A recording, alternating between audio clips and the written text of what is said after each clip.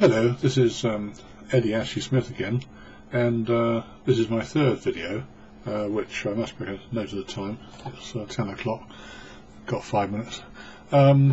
Yes, this hearing that I went to, presided over by a lady judge at AIT 88 Rosebery Avenue, EC1.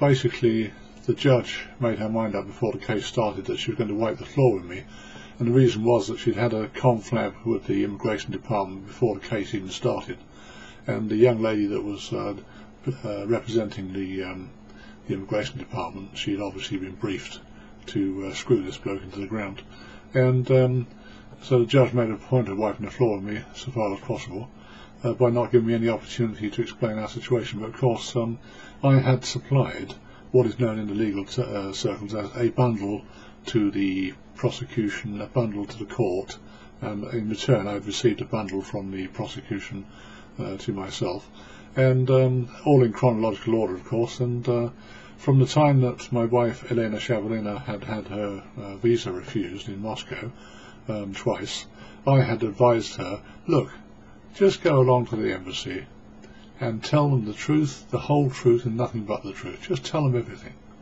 They're used to doing this. They will be able to see the forest of the trees, and you should be fine. And of course, subsequently, my wife was able to turn around to me and say, you told me to tell the truth, and nothing but the truth, and look what happened. She was treated like an interview with the Gestapo. She was interrogated for 2.5 hours, and at the end of that they refused her visa, just purely because she'd made a couple of ill-advised non-declarations on her original application form. And basically the embassy doesn't believe that she's divorced, they don't believe we're married, and yet I presented the complete package that the embassy asked for. I supplied our marriage certificate, the original, I supplied my divorce certificate, the originals, and Elena was not asked to produce her divorce certificate, which she didn't have available at that time, but not with her anyway, but then she wasn't being asked for it. So anyway, this judge then said to me, in this case at Rosebery Avenue, how do I know that that your wife has any children? Do you have your wife's children's copy of their passport? Do you have a copy of your wife's passport? I said, Madam, may I just respectfully say that when she was interviewed for 2.5 hours in Moscow, they had every opportunity to have a look at Elena's passport, and Elena's passport has a picture of her son in it, because he's on her passport. So the judge then said, well, why aren't her children mentioned in this application for a 1-month visa? I said, my lady, I think you'll find that in the top left-hand corner of the front page of the document you're reading, it does say it's an application for a 6-month visa. She said it says 1 month on the back. I said, well, it may say 1 month because she only intended to come for 1 month, but she asked for a 6-month visa, having had 2 previous ones, and her children are not mentioned because they weren't travelling with her.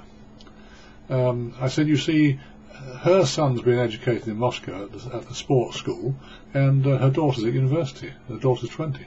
So her son is 13, and my view's always been love the woman, love the children, and I've always endorsed and heartily supported Elena in looking after her children. I know it's not my responsibility, but I've done it anyway. And of course lots of my friends have turned around and told me what an idiot I am, because I've supported her since the day I met her, and I don't have any regrets about that. I think it's much more important in life to make a sacrifice, because my experience is that if you don't make a sacrifice in life, then life's not worth living, really. Who wants to live just for themselves? There's nothing to live for, is there, really? Unless you give up something for somebody else. Most women know that, because women make a lot of sacrifice in their life, in my view. Still, I'll just cut this one short again, because I've also run out of time, and so difficult to get enough said. I'll try and continue this on yet another video very shortly.